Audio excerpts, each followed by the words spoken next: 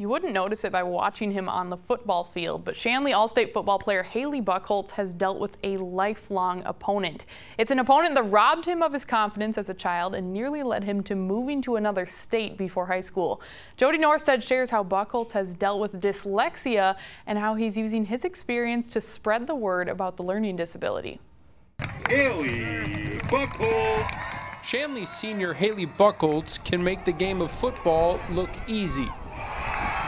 But when you remove the pads and put him in a classroom, the pressure can sometimes be unbearable. I can't spell to save my soul. Haley was born with dyslexia, a learning disability that was hard to pinpoint at a young age. I remember like preschool and stuff when I'd be just hanging out, and I remember the class would be like reading things and I'd be off doing my own thing because they kind of basically said, okay, he's not with us, he's not, at our speed or what we're doing, he needs more attention, so we'll address it later. Haley went from this excited, outgoing, energetic, fun-loving young boy to he cried almost every day when he went to school. And it was one night that I just got so mad, and I know I yelled, and he's sitting there with tears in his eyes, and I finally just said to myself, I don't know what he's seeing on this page, but he cannot interact with what I'm trying to have him interact with. And that was kind of my breaking point to say, okay, we're going to stop everything because nobody's figuring this out. After living in frustration for 2.5 years, Haley was finally diagnosed with dyslexia.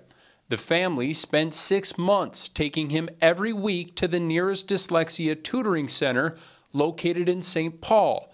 It helped him tremendously, but the 3.5-hour drives were getting to be too much. I needed to figure out how I could help him. So I went and got trained to tutor him like they were tutoring him in St. Paul.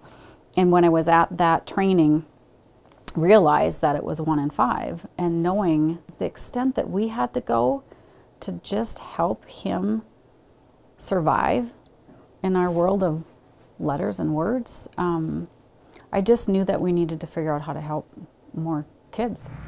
In 2011, Carrie opened up the first Dyslexia Learning Center in North Dakota, naming it after her son, Haley's Hope, which is where we are on this night to learn about the struggles that Haley and many others have had to face every day of their lives. We started by reading a book, which looks like it's printed in a different language, but through the eyes of a dyslexic person, this is how much letters make sense to them. We are in... We are in frustration. We are in all.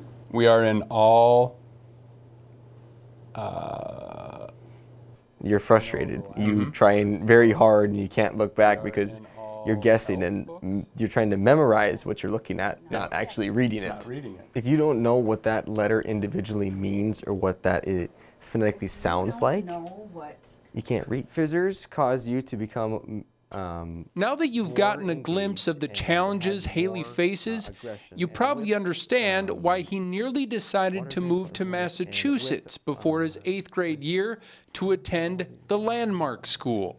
It was the only school in the world designed for kids with learning disabilities with dyslexia. My mother and I actually moved out to Boston, Massachusetts, Beverly, Massachusetts. I went to school there. I gave up one of my summers of working out and being with my friends to go and learn more about what dyslexia is and how it can help me. And I was determined I was going to go to Landmark, and they didn't have a football team at the end of the day. And I was like, well, I can't go to a boarding school if they don't have a football team, because I need something to as a relax or something where I can go out there and just kind of do my thing and enjoy it.